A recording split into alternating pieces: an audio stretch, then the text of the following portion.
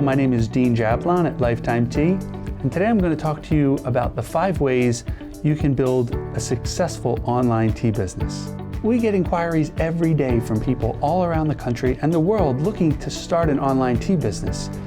Tea is one of the fastest growing industries right now, and to get started, many people have questions as to where to get started. So what I've done today is to compile a list of what I think are the 5 most important tools to look at. The first would be to know your customer. When customers are coming to you either through your website, through Amazon, through the markets where you're selling your products, who are they and what are they looking for? If you're dealing with seniors, you might want to focus on products that cater towards what a senior may be looking for, perhaps something without caffeine. If you're focusing towards millennials, perhaps you might focus on teas that might include energy blends and weight loss teas. New moms may be looking for teas for lactation or for post-baby at the end of the day to relax without any jitters. So getting an understanding of your customers is really going to be a key component of making sure that your business gets started on the right track. Number 4 would be to ask questions. I think this is one of the most overlooked areas in any business, that when a customer is inquiring about your product, they're going to expect that you're going to have the answers that they're looking for, and if they feel that you don't, they're likely going to just move on. People tend to work with people they trust, and people tend to trust people who know what they're talking about a specific product. So know your products, know where they're from, know the source, know how they taste, know what they look like in the cup. Knowing these things will make you appear as an expert even if you're just getting started. And that's very, very important in the early stages. Know your products.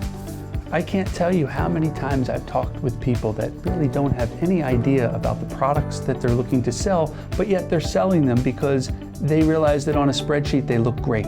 And the profit margins are great for this tea and even better for this tea, so those are the teas I want to focus on, when in reality, they don't have a clue about the health benefits of these products, where they come from, what the effects will be on the consumers that are drinking them, what things that a consumer may want to avoid or be concerned about. So having a good understanding of these products will help you better communicate to your customers when they ask you about it. Your prospects are going to hear the confidence in your voice when they talk to you about these products, and if they hear you exuding confidence, they're going to want to work with you, and they're likely going to be customers for a long, long time. Set realistic goals. I've always found it's best to just start at the end. For most people that are getting started in business, they go into it because maybe they have a friend that's done very well selling products on Amazon, and therefore they want to get into selling products on Amazon.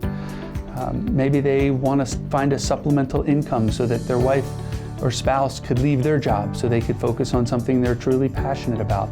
Maybe they want to find a business that they could work with that could ultimately replace or supplement their existing job that they'd like to transition into. Or maybe they're at the end of their career and they want to find something that will help them into the next chapter of their life.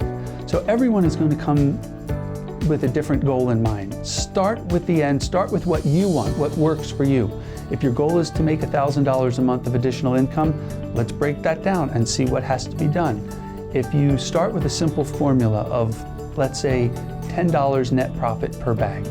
So if you purchase a bag of tea wholesale for $10 and you sell it retail for $20, your net profit is roughly $10. So from that point, how many bags do you have to sell in order to generate the revenue that you're looking for to achieve your goal? If your objective is to make $5,000 net revenue per month, well then you would have to sell 500 bags of product per month. That may seem like an unobtainable goal early on, or it may seem insurmountable to someone just getting started. If you break it down and say, what if I launched 20 different products, had a minimal order of those 20 products out on an Amazon shelf somewhere, and I was only selling one of those per day?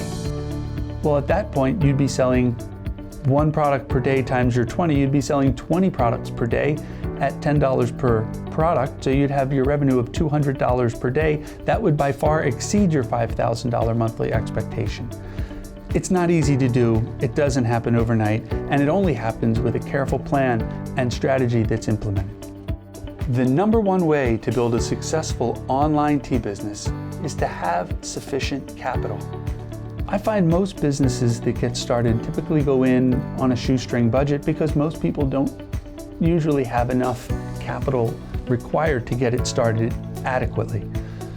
From our perspective, Lifetime Tea has answered that call by reducing our minimum order quantity, allowing someone, much like yourself, to get into the private label tea business with a very, very low minimum order quantity.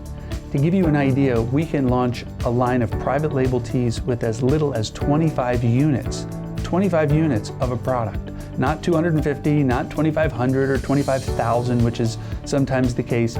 25 units gives you the ability to put your toe in the water, learn about a product, learn about an industry without making a huge financial commitment, knowing that when your product does take off, when you start selling, you could ramp this product up, you could increase production on this product by making an email or a phone call to us. With this start small approach that we've taken, you can invest your money into other places that, in my opinion, are much more important than an inventory, like your SEO campaigns, like your marketing campaigns, like advertising, your website, human resources to help promotion of your business, and other places that are far more important than an inventory in the early stages of your business. I hope you found this information to be helpful.